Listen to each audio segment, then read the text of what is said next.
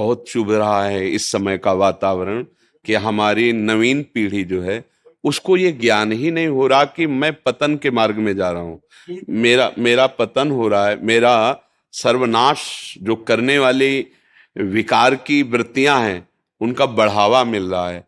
अब हमारी बात सुने समझे तब तक तो आग लग चुकी होती है, नहीं लग चुकी।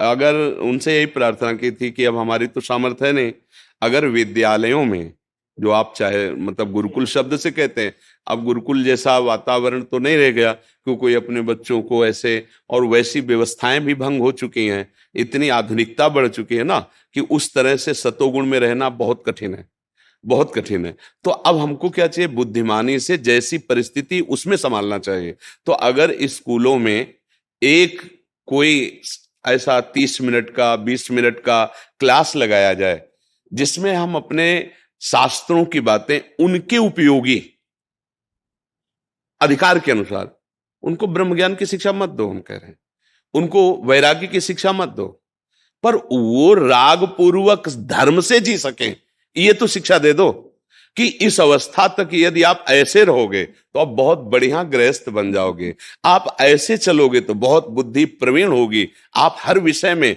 बहुत सुंदर ज्ञानी बन जाएंगे, आप ऐसे स्वस्थ रहेंगे, आप ऐसे धर्मात्मा बन जाएंगे, आप हमारे देश और समाज के उत्तम सेवक बनेंगे। तो इसलिए हमारे अंदर की बात ही जैसे आप बोल रहे ना, वो अंदर की बात, पर उसमें क्या है कि ना अपने पास ऐसी अर्थव्यवस्था है ना अपने पास कोई ऐसा अधिकार है, पर हम चाहते हैं कि हमारा देश, देश का जो स्वरूप है वो सबसे पहले धार्मिक शब्द आता है। भारत एक धार्मिक देश है, ऐसा आता है ना, दयावान देश है, ये सत्यवान ऋषि महात्माओं के द्वारा जहां गंगा यमुना भगवान के विविध अवतार, ये एक अद्वितीय स्थान है।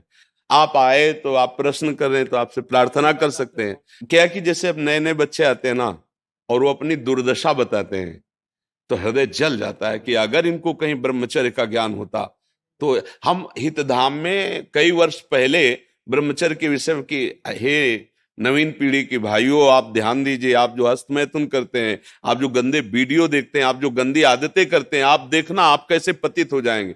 और उसके परिणाम हिम्मत करके उनके भगवान की कृपा जो बोल पा कि मेरी इस क्रिया से ऐसी दशा हो गई, ऐसे दसियों बच्चियों ने बताया। अब हम कैसे क्या कर सकते हैं इस पर, हमारे पास तो बात ही है, अगर आप हमारी बात मान लोगे तो ये बात आपको ऊंचाई पे चढ़ा देगी।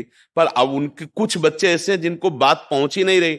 अच्छा, टेलीविजन, वो टीवी आदि में ऐसे कहानियों का सीरीज क्या कहते हैं, हाँ, ऐसी बनाई जा रही हैं कि संतों के प्रति श्रद्धा नहीं, शास्त्र की प्रति कोई श्रद्धा नहीं, मनमानी गंदे आचरणों का दृश्य दिखाई देता है। नवीन बच्चे देखते हैं वैसे ही मन नवीन अवस्था में बदमाशी करने के लिए प्रेरित करता है, गंदे आचरण के लिए। अब वो तो दिखाई दे रहा है ना और प्रमाणित किया जाता है, ये सब चलता है। तो नए बच्चों को लगता है कोई पाप थोड़ी है, कोई अपराध थोड़ी है, कोई शरीर में हानि थोड़ी होगी, ये तो मनोरंजन। बस वहीं से भ्रष्ट आचरणों को बढ़ावा मिलता है।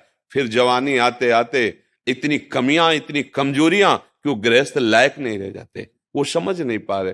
अब इस पर ये कि आप सब लोग मिल करके कम से कम ना विद्यालय में तो अपने घरों में अपने बच्चों को बैठाल के मित्रवत, ऐसा नहीं करना चाहिए, ऐसा नहीं दे। आप मोबाइल चेक करो, आप उनको समझाओ, आप उनको इतना प्यार दुलार दो कि पिता के साथ तो तुम्हें दोस्त मानने लगे, वो अपनी हर बात आपसे शेयर करने लगे, जिससे उनका उत्साह आप बढ़ा सकें। नहीं तो बहुत हालत खराब है और आगे और भी खराब हो जाएगी। बच्चे बच्चियां तिनके के समान माता पिता घर परिवार को छोड़कर मनमानी आचरण कर रहे हैं। तो इसमें आप लोग भी सहयोग करें। आप लोगों का सहयोग ये है कि अपने घर के बच्चों को इतना प्यार दुलार से बात करें कि वो अपनी कमजोरियां आपसे बता सकें, आप उनका निर्णय कर सकें, आप उनको सपोर्ट दें। नहीं नहीं, बिल्कुल तुम जो जो जो बिल्कुल ठीक हो जाएगा, हम तुम्हारे साथ हैं, हम तुम्हारा सुंदर ब्याह करवाएंगे, बस तुम छुपाना नहीं, हर बात हमसे शेयर करो और हम दोनों मिलकर के ऐसे। तो उनको लगेगा कि यार मेरे पापा, मेरे पिताजी मेरे मित्र भी हैं, मैं उनके साथ अपनी बात कर सकता हूं।